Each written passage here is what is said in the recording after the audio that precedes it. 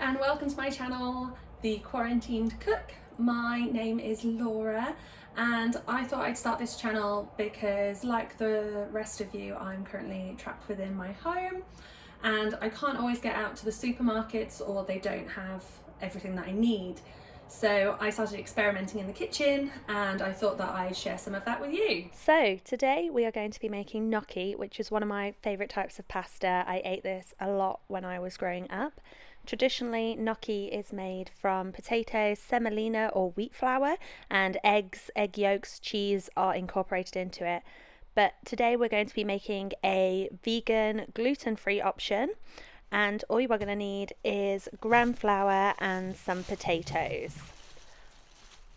I use Maris Piper potatoes because they are floury, which means that they fluff up easily and it leads to a lighter gnocchi, but in truth you can use any potato, it just might be a bit denser. So fill up a pan with water and then place it on the stove at a medium to high heat. Pop all your potatoes in and leave the skins on. I prefer it this way. It makes things a lot easier later on. Boiled potatoes can take on too much moisture. Some cooks say that boiling them with the skin on helps eliminate that problem and also enhance the flavour sometimes. I've tried this without the skins before and it did leave me with a very soggy dough, so I recommend always cooking with the skins on. Now you know that your potato is done if your knife can slide nicely through it, and then you can pour your potatoes out into a colander and let them rest for a moment. Make sure all the water has dripped off them before you start handling them. Now you are going to need a large bowl, a potato ricer, but you can use a masher if you have one, and your potatoes, which should still be warm. You are going to take your ricer and place it over the bowl. Put one potato into the ricer and press down hard. You don't need to take the skins off as they remain in the ricer. And if you are mashing your potatoes, I must admit it is a bit more challenging and you will need to deskin your potatoes before mashing. As you can see, I am saving the skins. This is because these can be turned into a lovely crisp or snack, and they are really high in fibre.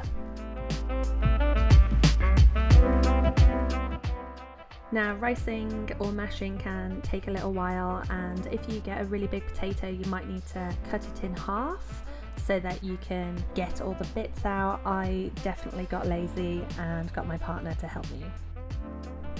Your potatoes should now be light and fluffy and soft to touch, and you can always take those skins away, put them in the oven on a really light heat with some olive oil and salt, and boom, you've got crisps. Now I'm going to make a well in my mashed potatoes with a spoon. This is because the potato is still hot, so I don't want to burn my hands. And then I'm going to take my gram flour and add 1 cup into the middle of the well. There are 3 cups involved in this recipe, but to begin with I'm just using 1 if I can actually hold my things. Now I'm going to mix it together nice and slowly, trying to incorporate all of the flour into the mixture, and I'm going to do this until it is nice and smooth. The gram flour smells weird.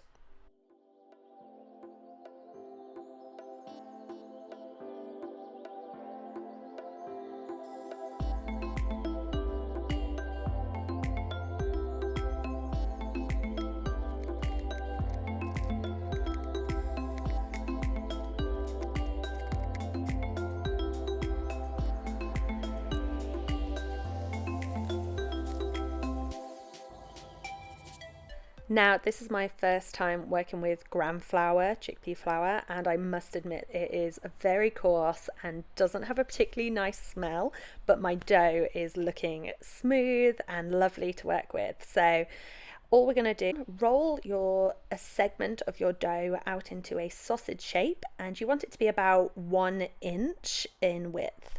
Then you're going to slice 1 inch pieces all the way along, so that you have these nice little squares.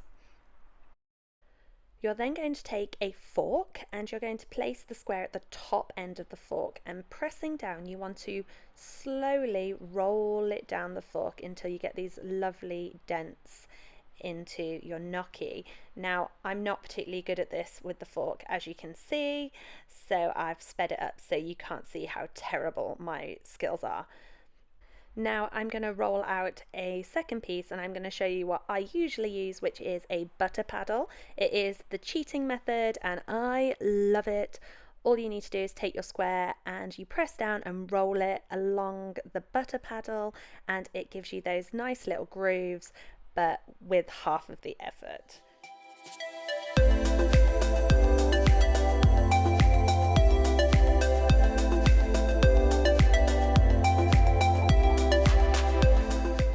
You want to make the ridges so that the gnocchi itself will pick up the sauce that you're going to cook it in, and this is a really cheating easy way to do it.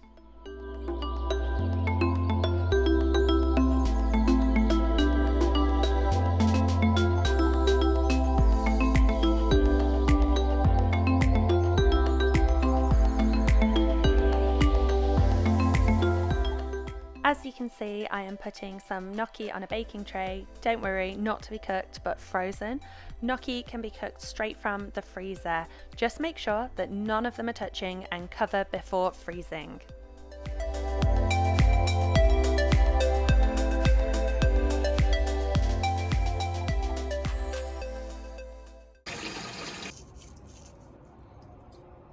Now you're all rolled out, it's time to cook your gnocchi. You want to bring water and salt together into a pan and bring to a boil. Then add your gnocchi pieces, and while this is happening, I put some dairy-free butter into a frying pan on a low heat to melt. You will know that your gnocchi is done when it starts to rise to the surface. Unlike traditional gnocchi, chickpea flour has a distinct taste, so I recommend leaving in an additional 30 seconds. This will make it less bitter and tastier once seasoned. I then transfer the cooked gnocchi into a frying pan. This is because I like my gnocchi to have a crisp outside, but not everybody does. I season it with salt and some pepper, and I cook it until the outside is slightly browning, just like that.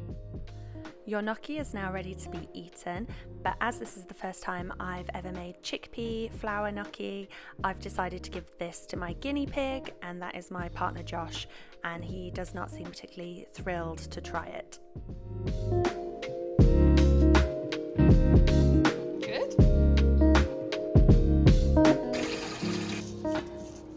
So, my first try was a bit of a bust, because chickpea flour has such a bitter, distinct flavour that it isn't particularly pleasant on its own. But I cook exactly the same way, just adding a little bit of flair this time with my sick dance moves, and I begin questioning existence itself. I then add the gnocchi into the frying pan and cook until it is slightly crisp and browning. I am now adding some pesto, which I made the week before, and I mix it all together to ensure a good, even coverage. Over to the plate, chuck on some poorly chopped tomatoes, and your gnocchi is ready to go.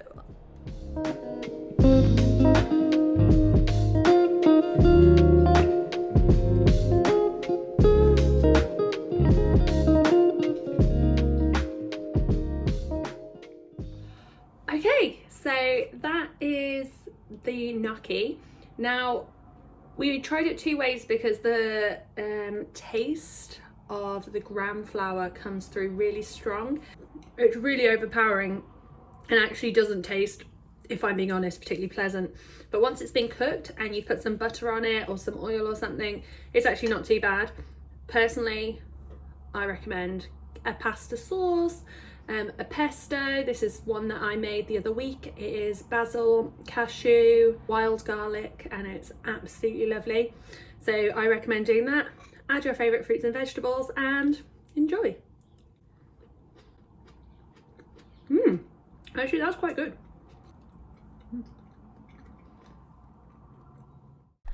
So overall, I would say this was a surprising success. We couldn't find double O or plain flour anywhere, but there was lots of chickpea/gram flour down the world food aisle if you want to give this a try.